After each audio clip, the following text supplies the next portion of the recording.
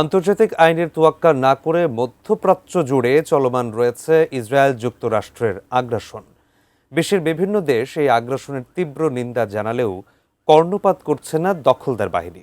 এদিকে যুদ্ধ আপাতত বন্ধ থাকলেও ইরানে আবারও মার্কিন হামলা শুরু হওয়ার ইঙ্গিত পাওয়া যাচ্ছে।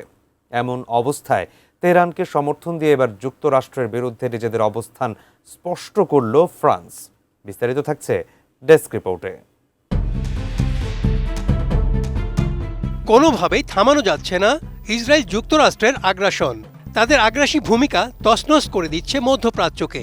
আন্তর্জাতিক আইনকে বুড়ো আঙুল দেখিয়ে ইরানের ওপর ব্যাপক চাপ সৃষ্টি করছে যৌথ বাহিনী। ফলে উভয় পক্ষের মধ্যে চলমান ভঙ্গুর যুদ্ধবিরতি যে কোনো সময় আবারও ভয়ঙ্কর যুদ্ধে রূপ নিতে পারে।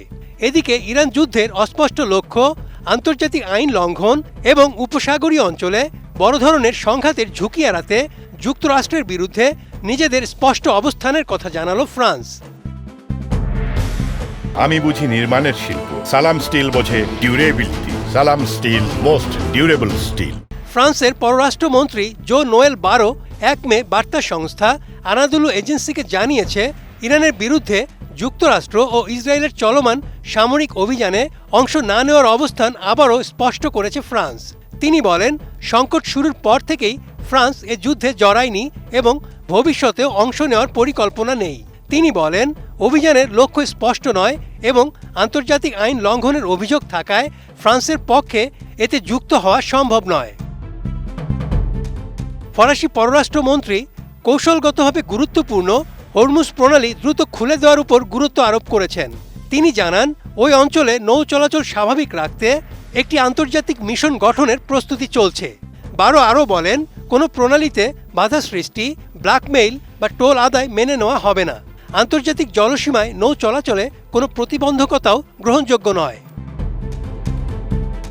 এছাড়া সামাজিক যোগাযোগ মাধ্যম এক্সে দেওয়া এক বিবৃতিতে ফরাসি পররাষ্ট্র মন্ত্রণালয় স্পষ্ট করেছে, তাদের বিমানবাহী রণতরী বহরটি বর্তমানে পূর্ব ভূমধ্যসাগরে অবস্থান করছে।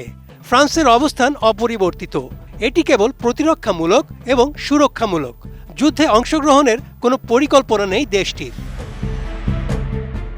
অপরদিকে পবিত্র ভূমি হিসেবে পরিচিত জেরুজালেম সহ ইসরায়েলের বিভিন্ন স্থানে সাম্প্রতিক সময়ে খ্রিস্টান সম্প্রদায়ের উপর ক্রমবর্ধমান হামলার ঘটনায় তীব্র ক্ষোভ ও নিন্দা প্রকাশ করেছে ফ্রান্স।